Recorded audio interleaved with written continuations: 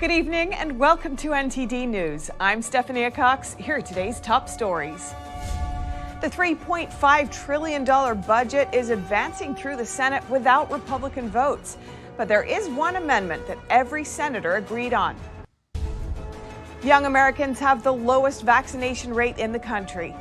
So the White House is now trying to appeal to millennials and Gen Z through TikTok. They're recruiting online influencers to promote the vaccination effort. A ban on federal CRT funding passed.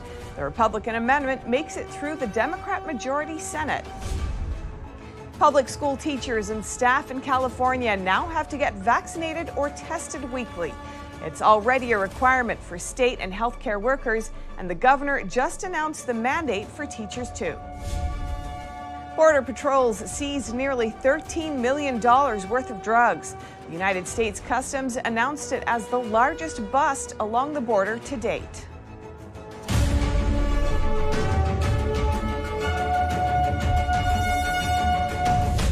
A rare moment when all Republicans and Democrats in Congress are coming together.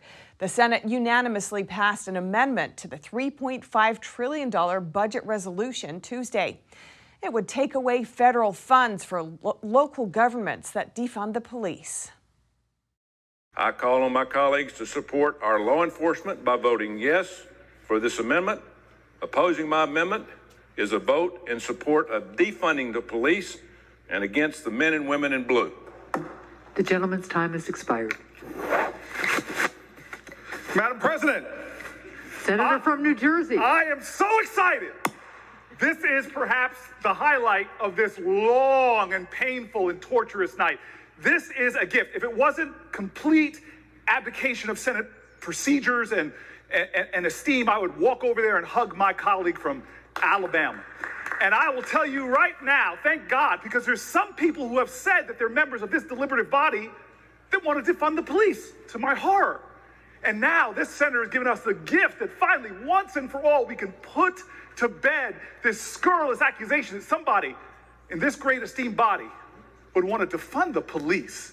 So let all of us, 100 people, not walk, but sashay down there and vote for this amendment and put to rest the lies. And I am sure I will see no political ads attacking anybody here over defund the police. And I would ask unanimous consent to add something else to this obvious bill. Can we add also that every senator here wants to defund the police, believes in God, country, and apple pie? Thank you.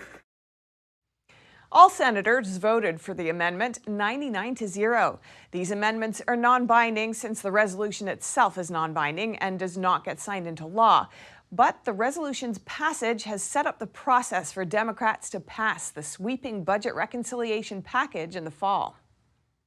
And the Texas House Democrats who fled their state are now facing arrest when they return. The Sergeant-at-Arms of the Texas House is serving their arrest warrants today. Texas House Speaker Dade Phelan signed the warrants for the 52 Democratic lawmakers on Tuesday. This came after the Texas Supreme Court cleared the way for the arrests. It suspended a temporary restraining order a lower court issued on Sunday that would have blocked the arrests.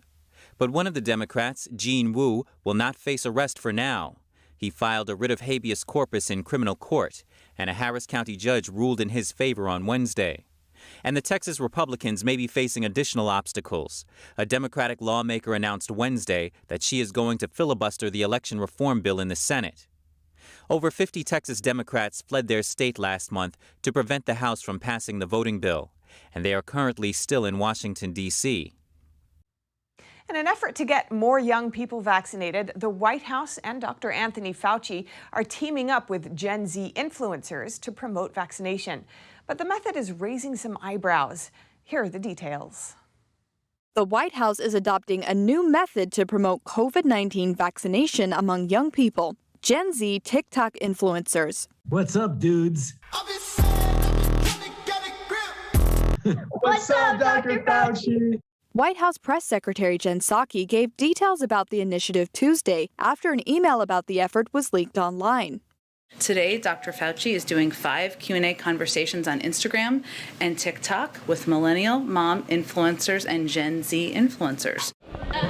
Psaki added that throughout August, Fauci will do weekly Q&As with notable influencers to boost vaccination rates. On Tuesday morning, Newsmax host Benny Johnson shared a confidential email sent to TikTok influencers on behalf of the White House. The email implored influencers to do an intimate Zoom call with Fauci to educate youth as young as 12 about the vaccine. Already, a number of young TikTokers with millions of followers have gotten on board. Here are some of the videos. It's great to meet you, Dr. Fauci. I had a couple questions about the vaccine. That's it.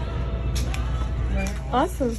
You happy, Dr. Fauci? Hi, Dr. Fauci. It's such an honor to meet you. It's my pleasure, Claudia. It's really great to be with you. So we're trying to have a Vax Girl Summer. My first question for you is the actual COVID virus in the vaccine? The answer is absolutely not. We've vaccinated 160 million Americans. Are you getting this all down? Don't worry, Queen. It's all right here. While some think the effort is a good way to promote vaccination and clear up misinformation, it's also raising some eyebrows, with a number of people likening it to propaganda. Independent journalist Jordan Skatchell wrote on Twitter, "So the government is paying tons of influencers to bring Fauci on their programs in order to feed him softballs so that he can continue to avoid any real scrutiny. Worse than Pravda. It's unknown if or how much the White House is paying the influencers for the promotion." According to the New York Times, state and local governments are employing similar campaigns, in some cases paying local micro-influencers up to $1,000 a month to promote COVID vaccines to their fans. According to the CDC, fewer than half of Americans aged 18 to 39 are fully vaccinated. Grace Coulter, NTD News. More online censorship of Republican lawmakers. Social media giants are taking action against two members of Congress, this time for questioning the effectiveness of cloth masks and vaccines. Here are the details. This is the second time this month YouTube has removed a video from Republican Senator Rand Paul's account. YouTube also banned him from uploading new videos for a week. They claim the senator violated their community guidelines on COVID-19. So what did the senator say that triggered this response?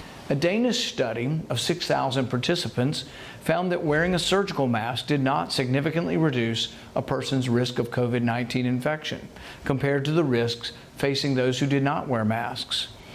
A Vietnamese study of 1,600 participants found that cloth masks allow for 97% penetration of particles the same size as the virus. The senator then said that N95 masks are effective, but not the cloth mask that most people buy over the counter. In the first video, which YouTube censored last week, Paul discussed the virus, mask mandates, and vaccine mandates with a Newsmax reporter. Cleveland Clinic looked at 52,000 of their employees, and guess what they found? They found that those who had had the disease and chose not to be vaccinated had the same very low rate as the people who had had the disease and were vaccinated. But it's gotten so politically correct. It's like, no, you just don't question the vaccine, just everybody gets it. It's like... The senator reacted to the censorship on Tuesday, saying, "I think this kind of censorship is very dangerous, incredibly anti-free speech, and truly anti-progress of science, which involves skepticism and argumentation to arrive at the truth." And Paul isn't the only Republican lawmaker censored by big tech. Twitter is suspending Congresswoman Marjorie Taylor Greene for 7 days for a similar reason. She posted on Monday the FDA should not approve the COVID vaccines. There are too many reports of infection and spread of COVID-19 among vaccinated people. These vaccines are failing and do not reduce the spread of the virus, and neither do masks. Vaccine mandates and passports violate individual freedoms. Twitter labeled the post as potentially misleading. They also directed readers to a different post that cites health officials and fact-checkers who say that masks are safe and effective. The tech giant also banned people from sharing, liking, or commenting on her post. Twitter said they did so in line with their COVID-19 misleading information policy and suspended her for repeated violations of Twitter rules. A Harvard epidemiologist says vaccine mandates are actually damaging the trust Americans have in public health. NTD's Miguel Moreno has more on the professor's take. Americans are losing their jobs for turning down the vaccines, Even those frontline workers who were praised and honored when the CCP virus pandemic was raging. Sure, people are being pressed to get vaccinated, but could this have unintended consequences? It will turn them off from public health. Professor Martin Koldorf says vaccine passports and mandates will damage the people's trust in public health. Vaccines, in his view, shouldn't be mandated. And if people are coerced into getting them, they can start doubting the vaccine's benefits. Koldorf says he's worked with vaccines for almost 2 decades, and maintaining the public's confidence ensures people get other vaccines, like for polio or measles. So I think we've been very successful to sort of maintain that confidence, but right now, those who are pushing these vaccine mandates and vaccine passports, sort of vaccine fanatics, I would call them, to me, they have done much more damage during this 1 year than the anti-vaxxers has done in 2 decades. Those who advocate for these mandates, like Dr. Anthony Fauci, say this is about keeping communities safe, even if mandates mean encroaching on individual freedoms. Miguel Moreno, NTD News. 3 major U.S. airlines are not going to force their employees to be vaccinated. Those include American, Delta, and Southwest. According to CNN, the CEO of Southwest Airlines said he's not going to make it mandatory, but he will strongly encourage employees to get the shot. Likewise, American Airlines CEO spoke to the New York Times Sway podcast, saying they will not make a mandate, but they are offering incentives. That includes an extra day off next year for anyone who receives a dose before September 1st. Furthermore, Delta's CEO told Fox 5 that he is not considering a mandate, but he said that he suspects he can cause about 15% of his workforce to get the vaccine if he implements one. California Governor Gavin Newsom announced today the state will be requiring all school staff to either show proof of full vaccination or be tested at least once per week.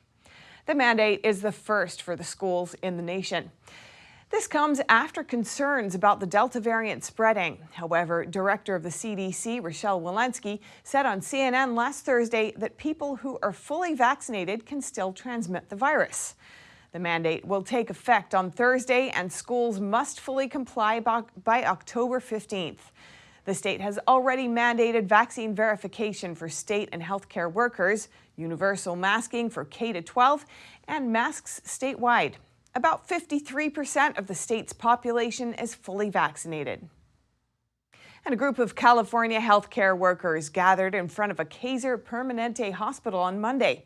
The group held signs protesting vaccine mandates. NTD's Cynthia Kai spoke with one of the rally organizers.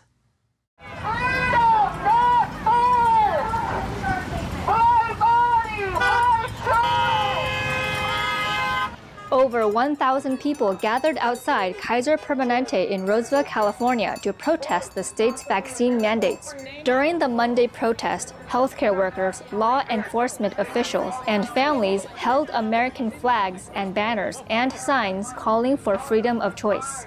Coercion is not consent. Force is not freedom.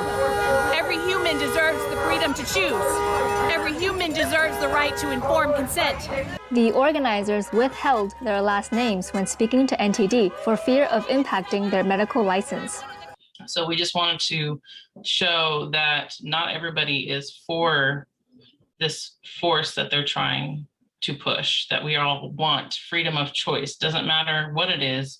Choice is needed, especially in the healthcare field. Bodily autonomy, that's what it comes down to. Whether you choose to do something or not, it should be our choice. Sarah warned of the response from workers if mandates don't change. And I foresee a lot of people leaving the industry in droves. I foresee a lot of people leaving. As of now, the 3 available vaccines are still emergency emergency use authorization. According to the August 5th mandate, all California healthcare workers are required to have their first dose of a 1-dose regimen or their second dose of a 2-dose regimen by September 30th, 2021. Kaiser Permanente did not respond to NTD's request for a comment. Cynthia Kai, NTD News, California. The United States Customs announced the largest meth bust to date along the southwest border. We hear more from NTD's David Lamb.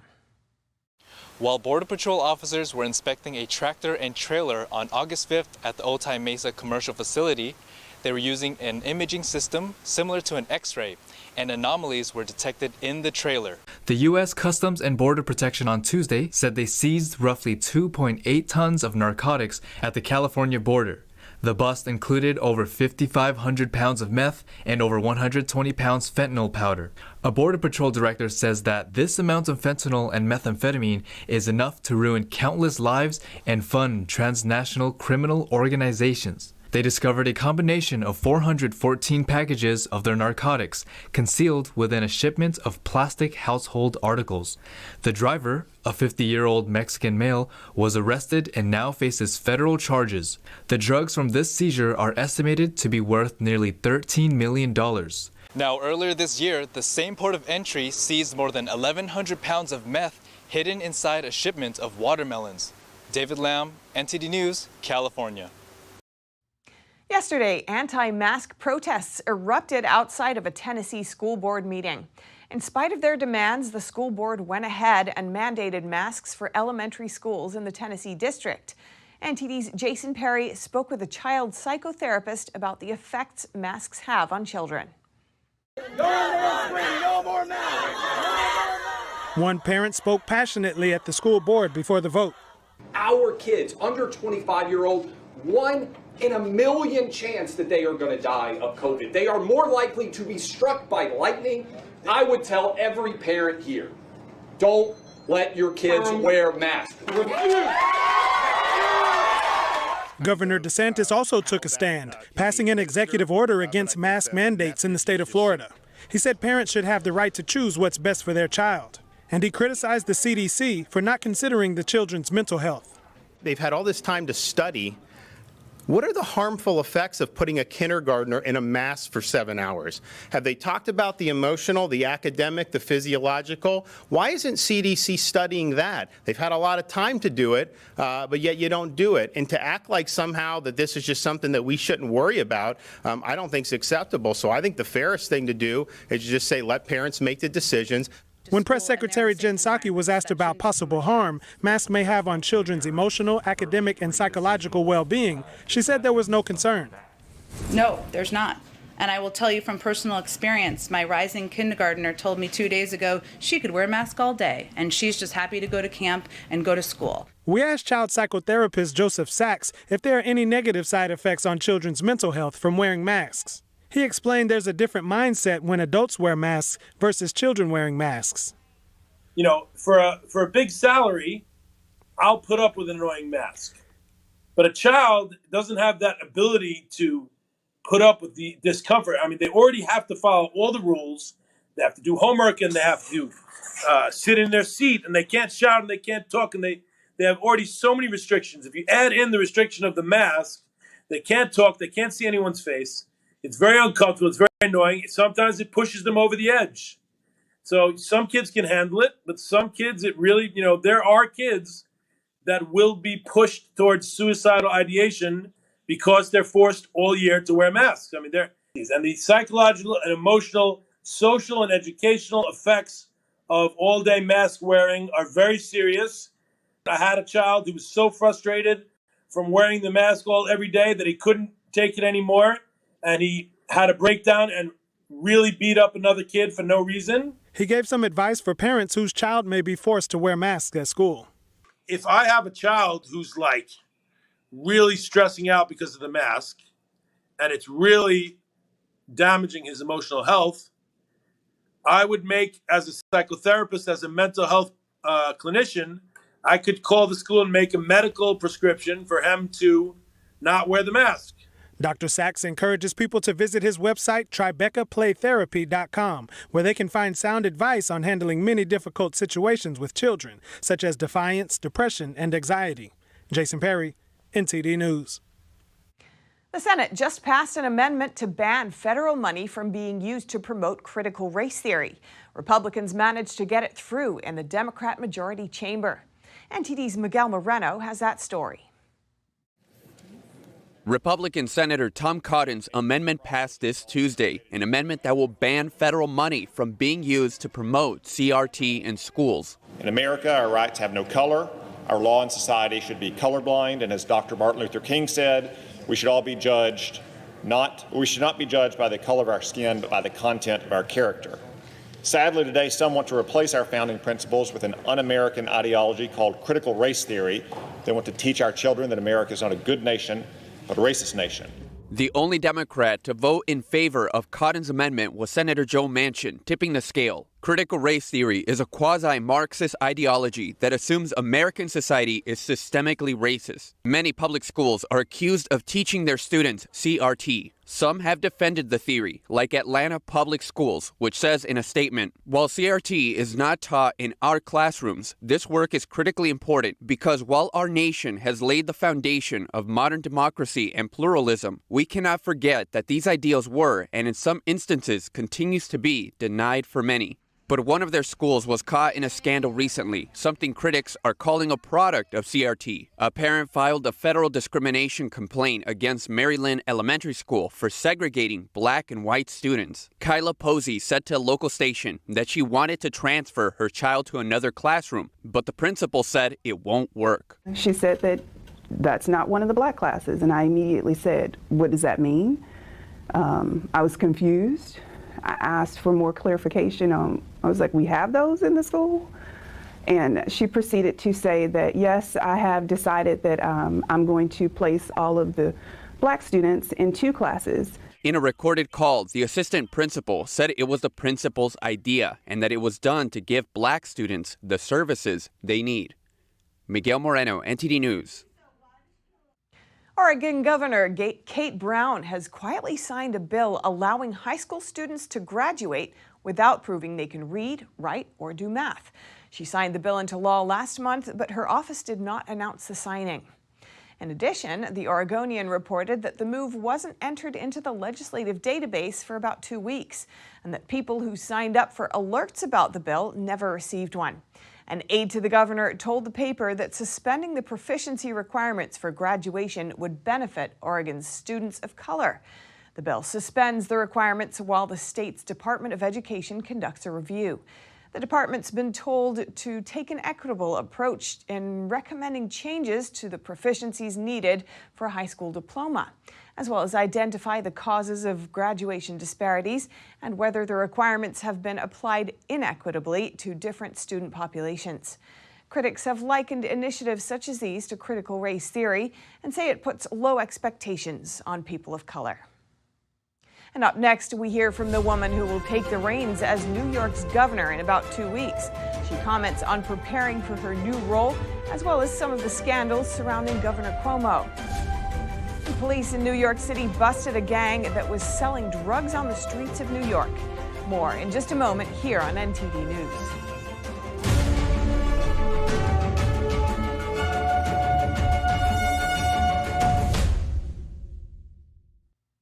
New York's lieutenant governor is preparing to become the state's chief executive officer.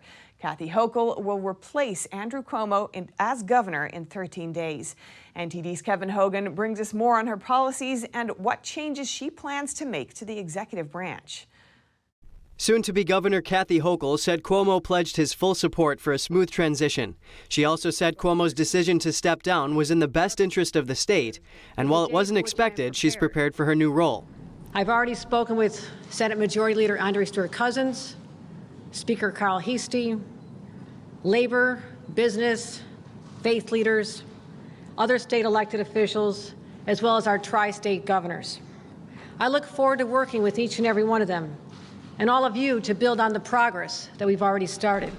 New York Attorney General Letitia James's report found Cuomo sexually harassed 11 women, including some who worked in his office.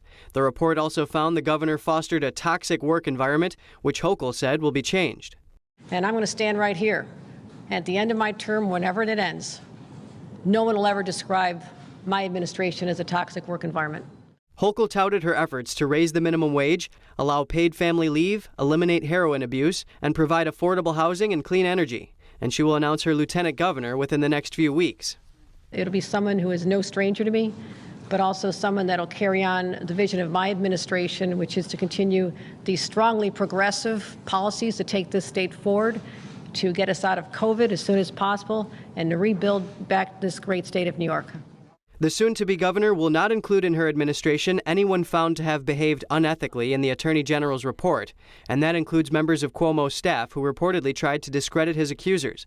And in regards to whether she will release the nursing home death data that Cuomo had reportedly delayed, Hochul said her administration will be fully transparent. Kevin Hogan, NTD News. You can bump into all kinds of people in New York City, some of whom even seem a bit suspicious. And they might really be. Undercover investigators just busted a 24/7 drug sale operation right in the heart of the city. NTD's Ariane Pazdar is at the location where the drugs used to be sold 24 hours a day. If you ever came into Manhattan by bus, chances are you arrived here at Port Authority. It's the busiest bus terminal in the entire world. So if you do arrive here, you probably wouldn't expect a gang of organized criminals to be selling crack right here on the streets 24/7 for the past 2 years. But that's exactly what was happening. Now what's even more shocking is how close we are to Times Square right now. As a matter of fact, a US attorney called it an open air bazaar for crack right in Times Square, because all you have to do is to walk down this street and you're going to be right at the crossroads of the world.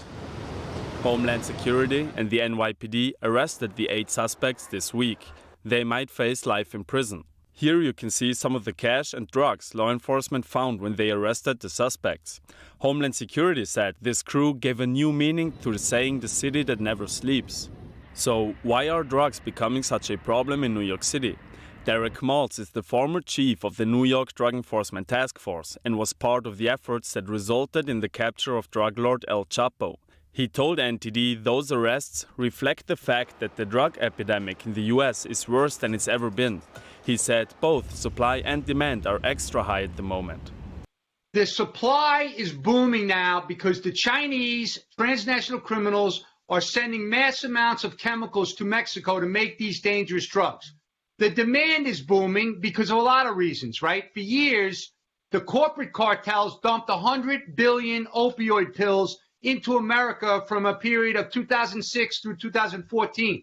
People got very addicted to these powerful drugs, and they wanted more. But then if you add in the past year or two with the COVID madness and social isolation and depression, anxiety, the unknown is causing more and more people to use drugs, even first-time users. If you lived in New York during its infamous crack era, you know what it was like, and you probably don't want the city to go back to that. Right now, Times Square looks like a nice place, and it would be a good idea to just keep it like that. Ariane Pazdar, NTD News, New York. Coming up, hackers steal $600 million worth of cryptocurrency from a crypto platform, but later return half of it. Still, it's one of the biggest ever crypto heists. That and much more coming up on NTD News.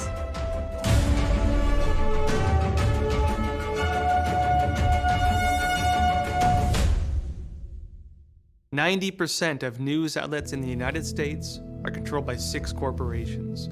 They're not out to tell you the truth of what's happening. They're out to tell you the picture of the world that they represent. The mission of the Epoch Times is to chase the truth, to ground all statements in facts, and prevent people from being misled. This is a battle between truth and deceit. Subscribe today and join the Americans who are seeking truth and tradition. We'd love to have you on board." Secure, the true solution for your digital privacy and security. Secure is a private and secure messaging and email solution hosted in Switzerland, using military-grade encryption and Swiss privacy laws, giving you true privacy. Secure is 100% private and does not collect or sell any of your personal data. Secure's Helix technology connects you securely to our Swiss servers without the need of a VPN, guaranteeing privacy and security for all your communications. Secure Messenger doesn't require your phone number or any personal data that hackers target. Chat by Invites allows you to chat privately and securely with anyone outside of your secure network without the need for others to download Secure. Secure Send offers you a private and secure way to email anyone outside of Secure. You won't find this level of privacy or security on any other email or instant messaging application. Visit secure.com. Regain and protect your privacy today.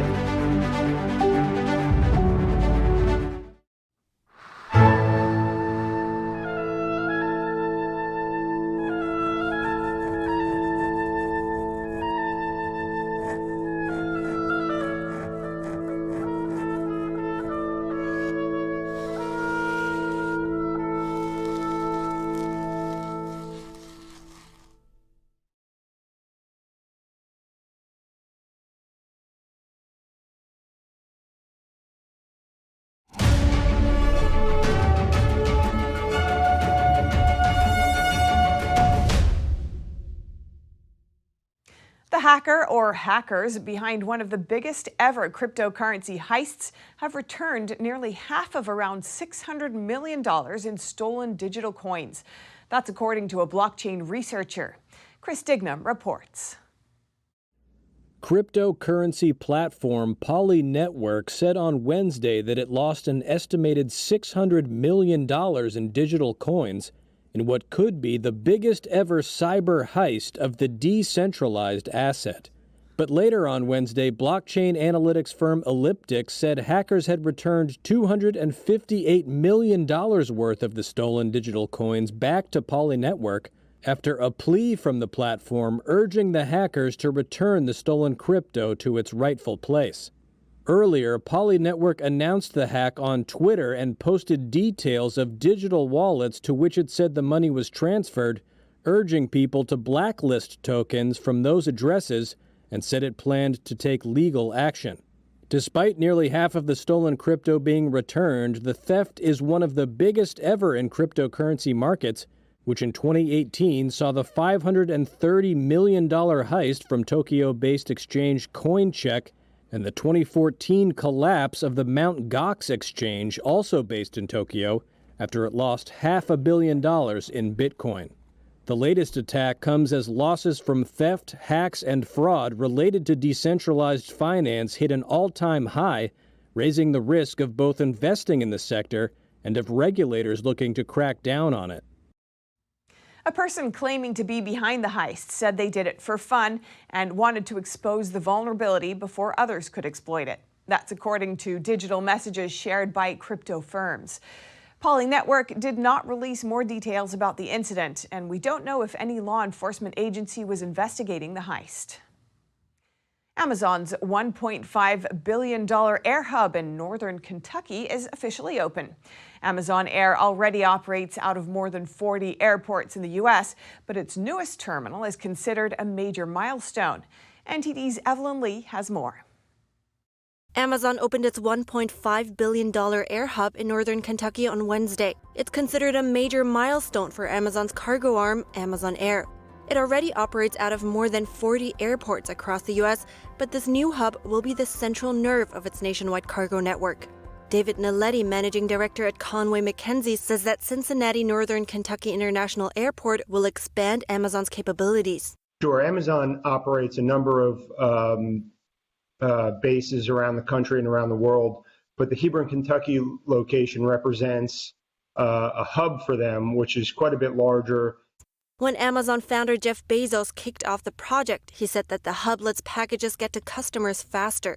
According to the CEO of Diamond Logistics, Amazon is establishing global dominance, and it was only a matter of time before the giant addressed the cost of logistics. The forecast is that e-commerce packages will more than double between now and 2026, from about 50 million packages to over 100 million packages a year. Amazon Air now has more than 75 aircraft and is still expanding. It's critical to the company to provide 1 or 2 day deliveries and drive down shipping costs. Morgan Stanley says that Amazon could position itself in the future to rival UPS and FedEx. 2 years ago, FedEx cut its ties with Amazon and ended delivery contracts. And I think that FedEx was watching Amazon build up their fleet and saw them not so much as a customer anymore, but as a competitor, and that changed the relationship quite a bit. Some investors questioned whether Amazon will offer its air cargo services to other companies as well. The vice president of Amazon Global Air told CNBC that the company built the hub in Cincinnati to serve Amazon customers, and it has no other purpose. Evelyn Lee, NTD News. Coming up, a security expert explains the risks behind Apple's plan to scan photos on users' iPhones.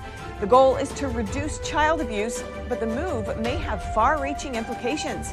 Find out more in just a moment here on NTD News.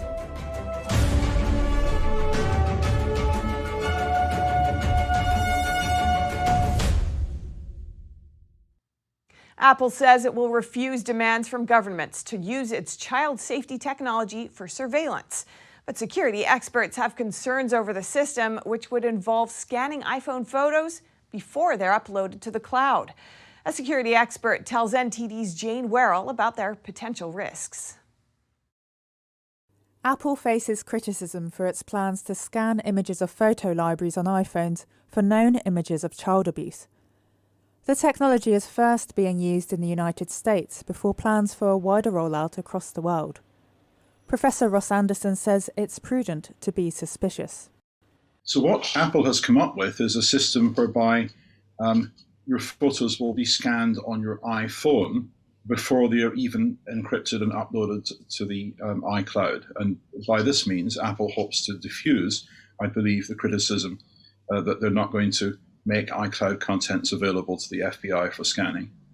However, the result will be much worse, because what they're doing is to embed into everybody's iPhone a mechanism whereby photos and other material can be scanned for stuff that is sensitive according to some list that the government might set from time to time. One of the big concerns is how this technology could be used by authoritarian governments to silence dissent. Well, the precedent actually goes to China, because in 2008, the government in Peking insisted that every PC sold in the country have software installed in it called Green Dam. And this was described as a pornography filter, but what it was actually doing was searching for words of interest to Ministry of State security officials, such as Falun Gong and Dalai Lama, on everybody's PCs in China. And the initial implementation had a bug in that it made people's computers insecure, and anybody running the Green Dam software could have their computer taken over by any website they visited. China scans stuff in iCloud for iPhone users because they insisted that Apple hold all the iCloud storage at 3 data centers in China, operated by a state-owned company. So in authoritarian countries, that battle is already lost. But the interesting things that we're likely to see with Apple, for example, is that Apple has said that they won't put any images other than the American images into their database. But the Australians, for example, have a law which says that the Australian government can use such mechanisms for its own purposes. And there's no way that the UK would tolerate iPhones only looking for images of missing children in America. The UK is going to insist that iPhones look for photos of missing children in the UK instead.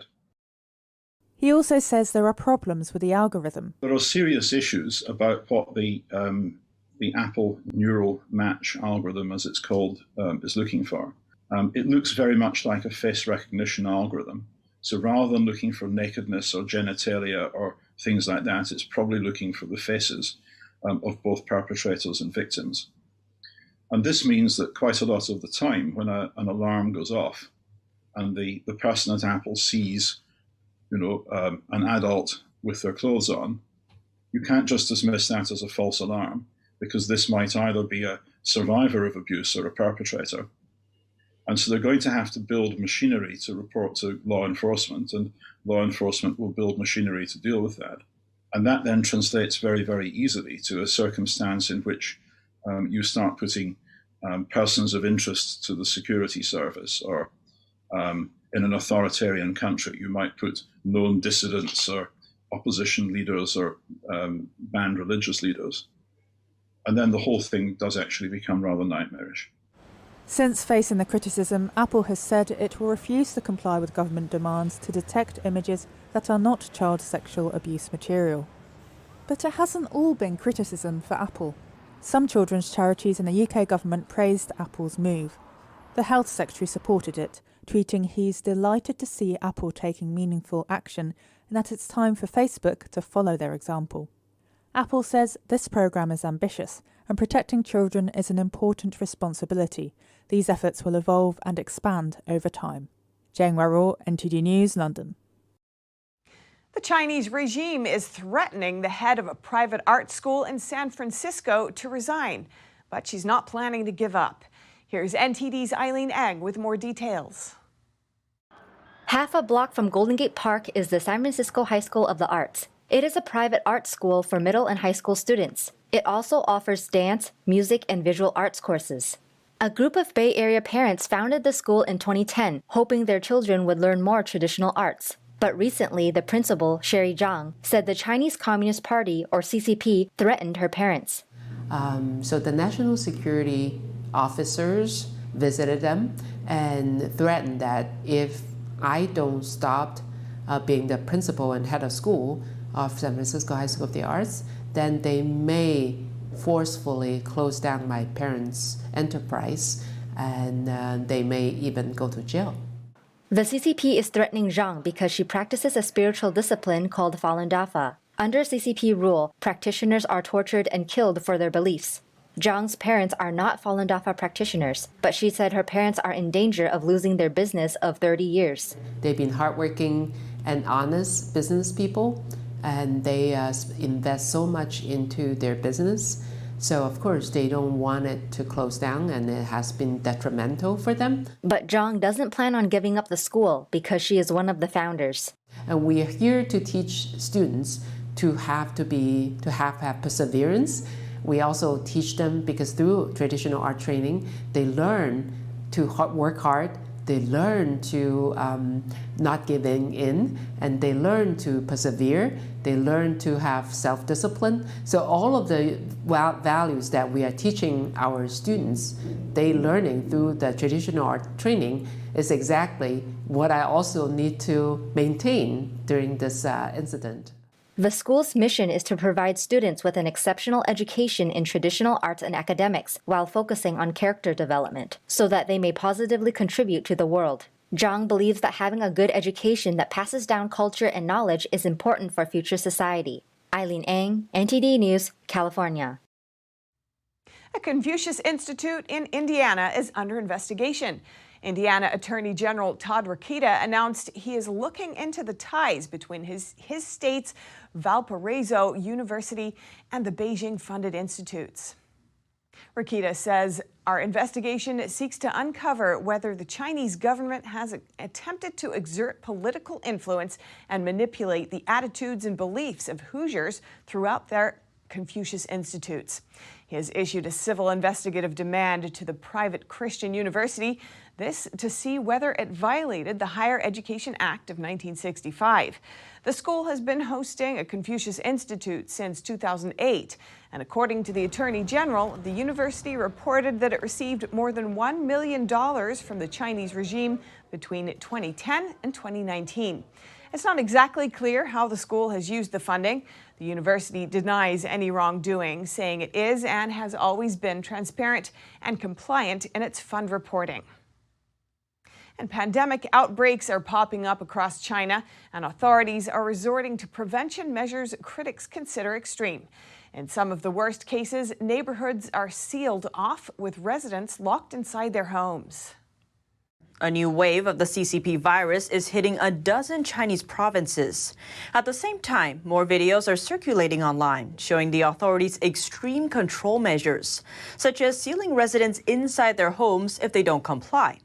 A video shows a man just a few steps from his home during exercises in the yard with no one else around. But pandemic control officers found him and sent him back inside. They followed him to his door and then sealed it shut. 进去，警告一次。好了，马上就回去，2分钟。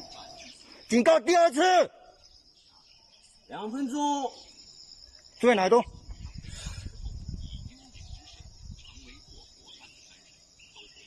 不要后悔哈！我干嘛了？你干嘛了？口罩戴了吗？就在门口晒太阳。我知道。我看到谁说？我知道，我跟你说一下。不要跟我讲。你看到吧？回家。好。A minute later, the man tried to open his door and argue, but he was forced back inside. Another video shows a group chat. Someone in quarantine at home complained that their door would be sealed without warning if the pandemic control staff found that the residents open the doors up to 3 times a day. They can't even dump their garbage. The person says the garbage sits inside and stinks. Reports of similarly harsh virus prevention measures are also coming in from the city of Wuhan. An entrance to one neighborhood was welded shut in an attempt to halt virus spread. 把门焊死。焊死了，出不去了。The entrance was sealed on Sunday after one person there had reportedly tested positive for the CCP virus, or the Chinese Communist Party virus known as COVID-19. The Epoch Times reached out to the local police station in charge of the area. The station informed the newspaper that 2 small gates in the neighborhood are still passable, and added that officers didn't know how long the area would stay closed. Many are taking issue with the city's strict measures. One netizen commented online, writing, "What if a resident there is ill and needs an ambulance?" Another one questioned the Chinese regime's methods, noting they would rather kill a group of people in order to control the epidemic. The people are currently starving, dying of illness and flooding, but some people simply can't see it. Wuhan was the original epicenter of the pandemic in China when the virus first broke out last year. This year, the communist regime is embracing the same harsh measures used last year, including locking people in their homes and pausing standard movement and activities. Coming up, people in Ukraine don traditional dress and sail in ancient boats at a medieval festival. More on that when we return.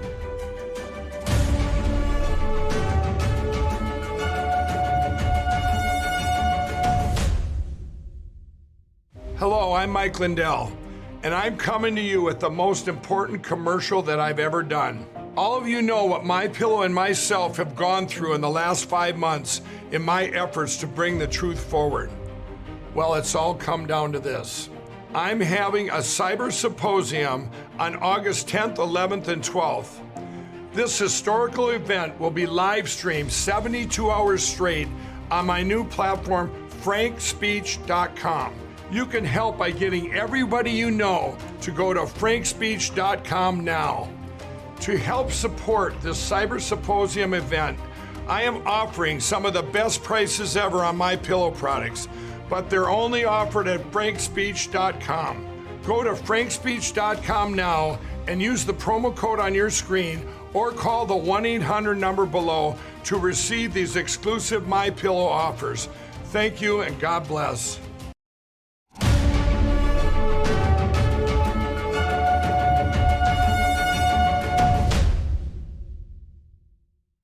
Some of the National Gallery's masterpieces are on display in London's Trafalgar Square. The pop-up exhibition is accompanied by a program of daily alfresco art activities. NTD's Neil Woodrow brings us some cultural insights. The National Gallery are bringing art to the masses here in Trafalgar Square. A pop-up exhibition displays 24-sized replicas of well-known paintings.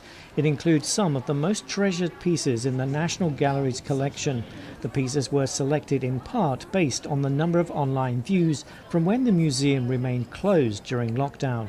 We know that during lockdown people were very keen on these particular works of art, and so we brought them to the outdoor space, and so people can wander around. They might just happen upon the selection. They might actually come and have a look at it specifically. They might find some old friends or things that they didn't know that we had, and that's just the fun of being outdoors, as well as the potential for people to come in to see us at the National Gallery.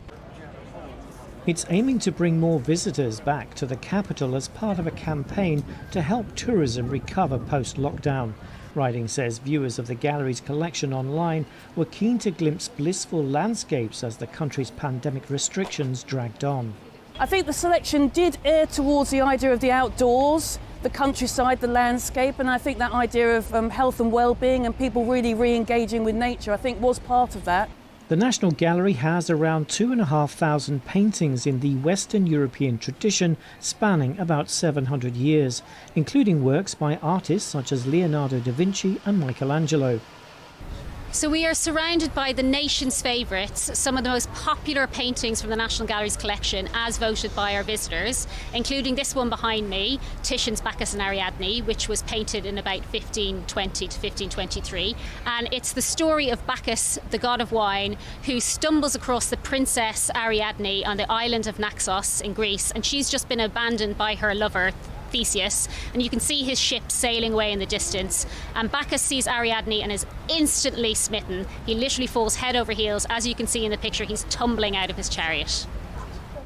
This artist of this painting connects with another artist whose work is in the gallery, Rembrandt. This is a self-portrait of Rembrandt at the age of 34. And what's really interesting about this portrait is that he is emulating a portrait that Titian did, the great Italian master, of a man in a blue sleeve, which is also in the National Gallery's collection. So you can see both of them. Here in Trafalgar Square, aside from viewing famous masterpieces, visitors can attempt to make their own too via the Sketch on the Square programme. 30 easels are waiting for anyone to paint, draw or sketch whatever sparks their imagination. It's so easy just to pass this place, just come and take a picture, but I think you have to stop and enjoy, just give it a try. I don't know, it's really nice outside, so yeah, you never know what's going to end up being on this piece of paper. They also have artist and educator-led sessions that need pre-booking.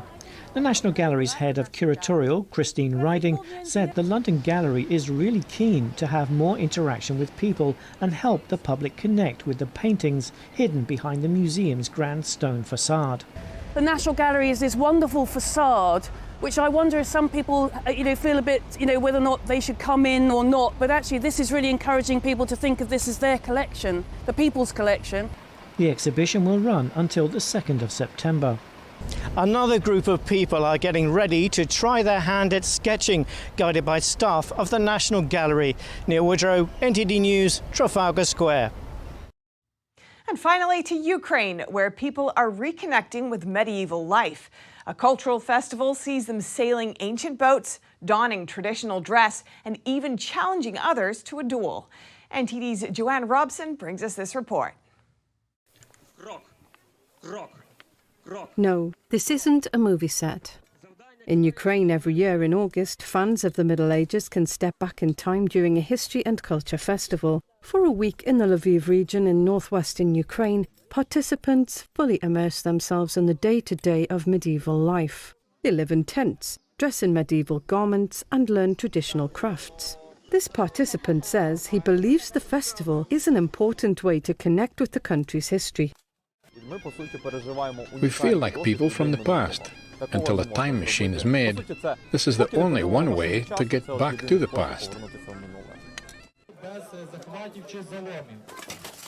Some watch or even take part in night duels. Our equipment is created for a sport fight. We do not want to have any serious injuries or fatalities. During the reconstruction of a historical war, there is different equipment used. And on the river that runs through the city of Rhin, every year in August, medieval-style boats set sail. Participants have built the boats themselves using traditional techniques. Oleg brought his vessel to the festival. The ship has been made based on the technologies from the past. We are using metal made by our hands. We also made ropes ourselves. Finally, we put everything together using pine tar. The same technology was used like in medieval times. The annual festival is a way to reignite an interest in old traditions and ways of life. Joanne Robson, NTD News. And that's all for today's news. Thanks for tuning in. I'm Stephanie Cox.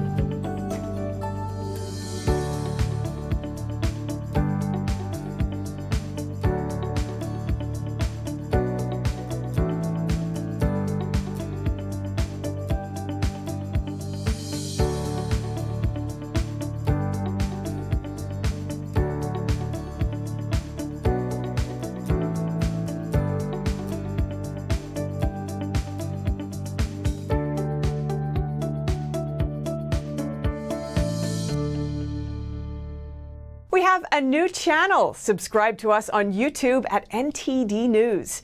Get the highlights of our news broadcast and the most important headlines that we curate especially for you. Don't let YouTube decide what information you get. That's your choice. YouTube is deleting our videos and cuts you off from a source of honest reporting. Make sure you don't lose access to NTD's news content, and take a quick moment to subscribe to our newsletter so no matter what happens here, you'll keep your access to a trustworthy news source.